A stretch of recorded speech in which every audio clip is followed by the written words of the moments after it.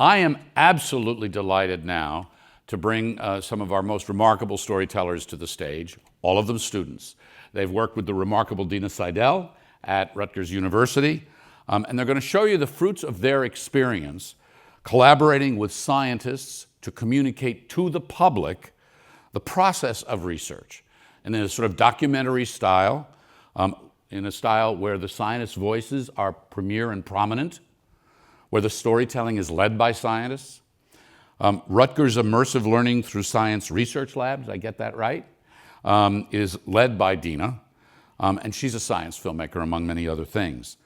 The lab has been recognized quite a bit for the work that it does, both creatively and scientifically, not the least by the state of New Jersey, which shouted it out for increasing public trust in science and for helping to build science communicators and film leaders, people who are actually going to be the lead. These students work with Dena and in her lab as independent researchers. They work on the films, and they work closely through a very intensive science and action process, and their cameras go everywhere and do amazing things. So I'd like to welcome now Colby Kritekis and Amaya Baez, who are going to walk us through this process with their peers. And welcome, and thank you so much for being here. Thank you. Thank you. Yes, thank you. Thank you. Good afternoon, everyone. I'm Amaya. And I'm Colby. And we may be science students, but somewhere along the way, we became filmmakers and storytellers. We're so excited to be here at Planet Forward with you guys to talk about our work with the Rutgers Immersive Learning Through Science Storytelling Lab, where we create science stories in close collaboration with the scientists. Our process focuses on discovery and the action of science and science happening. We use science stories as a unique way to show science as a journey of discovery. Our scientists are real, relatable people who go through trials, difficulties, and challenges, even failures, in pursuit of their goal. This is a model developed by our mentor, Dena Seidel. Our science videos come to life through a 5-step process. We are invited and brought in for step 3, during which we participate in independent guided research, and along the way we learn filmmaking and editing skills, and become embedded as co-collaborators and co-creators of science stories. The place where this happens is the storytelling lab. This is where we come together to work and edit, and through the support of Dr. Jim Simon and Dr. Xenia Morin, we actually are able to measure how we as science students learn and how the public learns about science. Additionally, this is a research lab because the footage we consider as video data, the scientists' video data, and we protect it fiercely. And we also call this place the portal because we feel that we get transported to the forests of Indonesia or the bottom of the Pacific whenever we are in it. This brings us to the main project we're going to be talking about today, which is Mysteries of 9 North, an in-progress feature-length science documentary directed by Dena Seidel.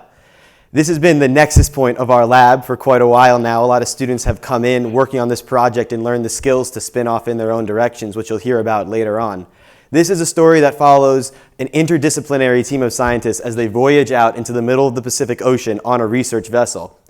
The principal investigators of this project and the people whose research is primarily featured are Dr. Lauren Molyneux, Dr. Sean Ariano, and Rutgers' own Dr. Costa Vetriani. We follow these scientists as they journey out into the middle of the ocean, dive in a submersible all the way down to the bottom of the ocean to discover and research life at hydrothermal vents in the East Pacific Rise underwater mountain range. Let's take a look at the trailer now.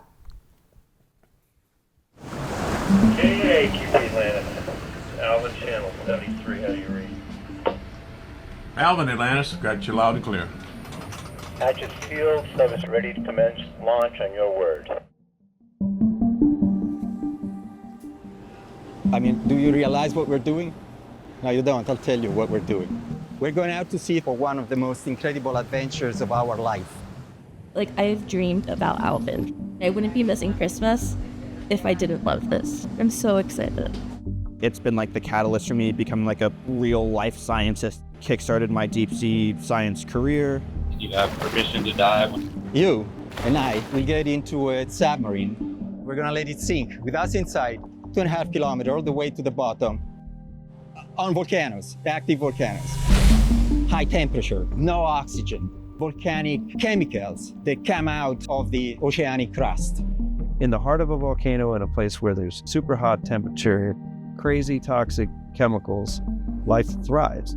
These are really, really, really unique and rare habitats. Big, dense communities of animals. They are filled with microbes. Microorganisms, the tiniest organism on our planet, but also the most amazing, capable of converting energy coming out of volcanoes to actually make food.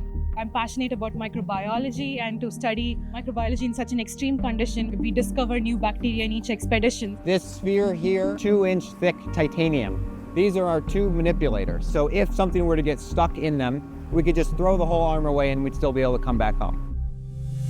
We don't have real-time data from the bottom of the ocean. So essentially we're going down blind.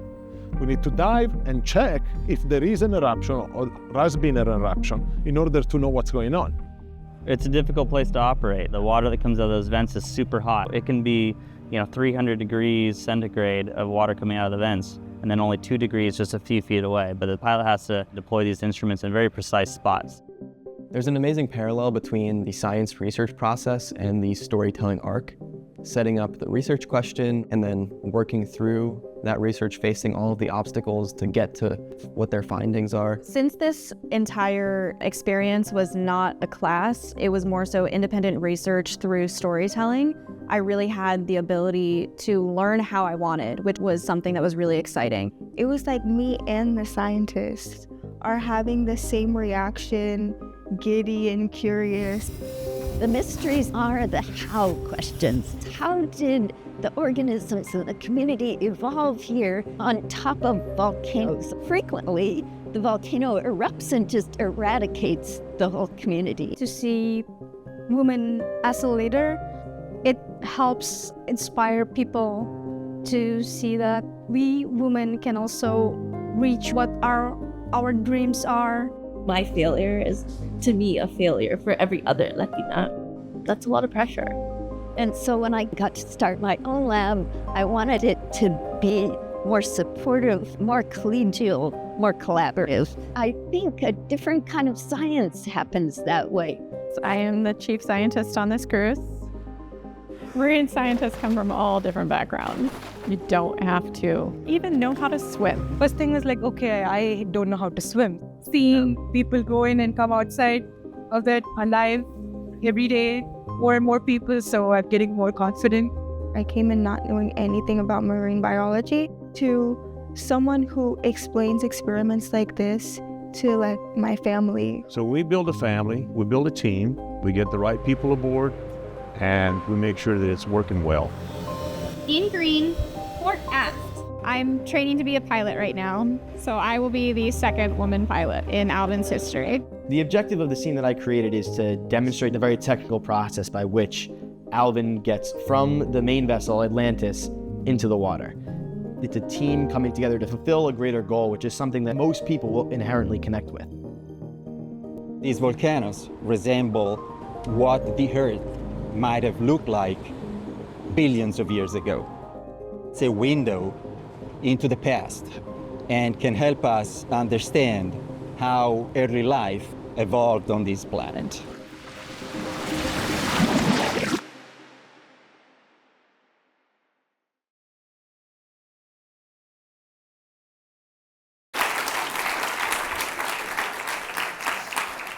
So you just saw our trailer featuring some of the student testimonies of people that have worked on this project, and now you'll get to hear from some of the same people in person. So we'd like to welcome to stage Bella Burnworth, Ben Lerner, and Shania Uttamidata to talk about their experiences working with the 400 hours of footage to shape their own student stories. Hi guys, thank you for joining us. If you could please just introduce a little bit about yourselves and the projects that you've worked on. Hi everyone, I would just like to say I'm incredibly excited and grateful to be here. I've been working on the Mysteries of 9 North project since its beginning, which has been roughly 3 years now.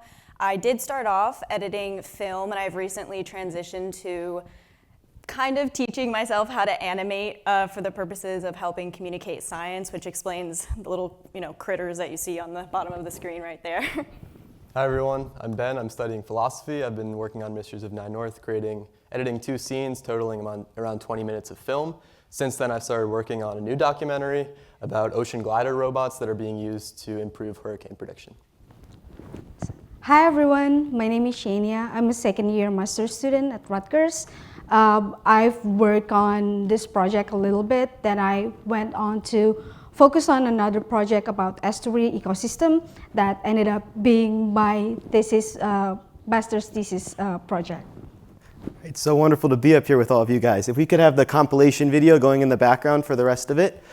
I want to first start by asking you guys, as young scientists and storytellers, how does this shape the way you create your videos?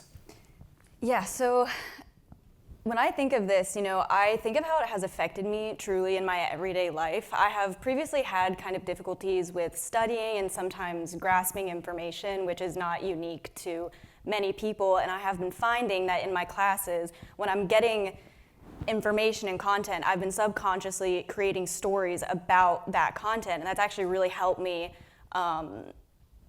cement the information in my brain. And this makes me think that this is just really a potential to be a wonderful learning tool for not only students, but the general population as well. I think through this process, I've come to appreciate how essential it is to develop trusting partnerships with the people that I make stories about. On the Ocean Glider project, for example, I was immensely privileged to travel to Barbados to capture this glider mission. And the thing that struck me most from the experience was that I wasn't just documenting the work of this research team, but I was actually a part of it. This was a transdisciplinary group of people coming together from all around the world, different languages, coming from different disciplines, including storytelling, to solve a problem, to address an issue, and ultimately to save lives. And I've always wanted to make an impact with the stories that I tell and to address problems, but problems don't fall neatly into one discipline, so neither should our teams and our work.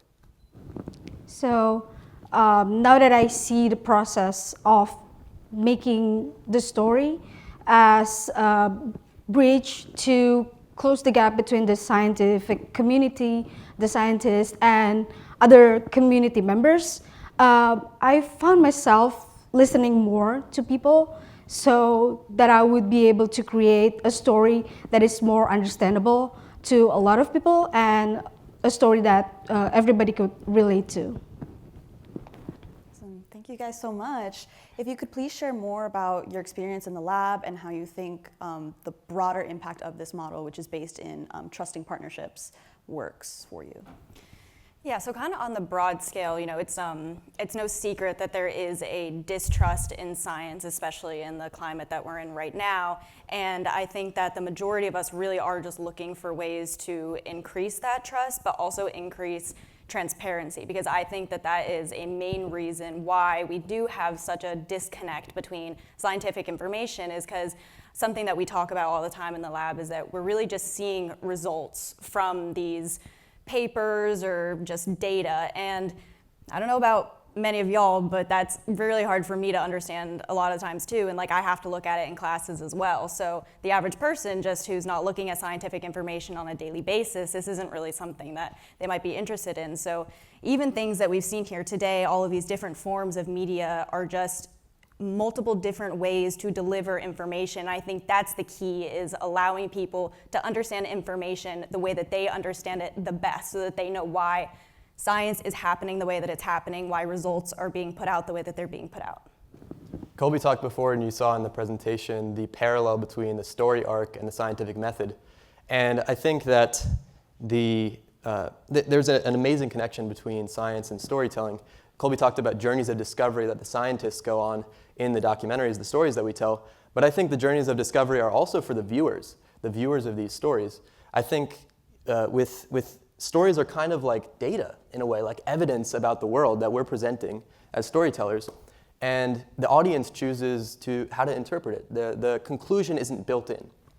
And it's the same thing in science. Multiple scientists may look at the same data set and come away with completely different things. And I think in a world that's shouting opinions at us all the time, what better thing to do than look to disciplines that encourage us to come to conclusions ourselves? So what struck with me the most with working on this model for storytelling is that we now have a clear understanding of how to close the gap between the scientific community and other public community members, because I saw it firsthand how the scientists are really excited to invite some of our community members to their lab and having like conversation about how their experience or their stories with the estuary ecosystem that they really love, they worked on for years. So yeah, it's really good to see that we do know now that we can close the gap between the scientific community and the public community members, as I said previously. Thank you for your beautiful answers. Yeah, what a joy it is to be up here with all of you and hear your insight. For those who are interested, we have a demonstration today at 2:15 p.m. in room 308 later on. We are absolutely falling over ourselves to tell you all about the wonderful work we're doing. So if you want to come hear about all the different projects we're working on, if you want to hear more about Mysteries of 9 North, if you want to hear about our processes, we are so happy to talk to you all, and we would love to hear what you guys have to say as well. So please come talk to us. Thank you so much for your time today, and enjoy the rest of your Planet Forward experience. Thank you.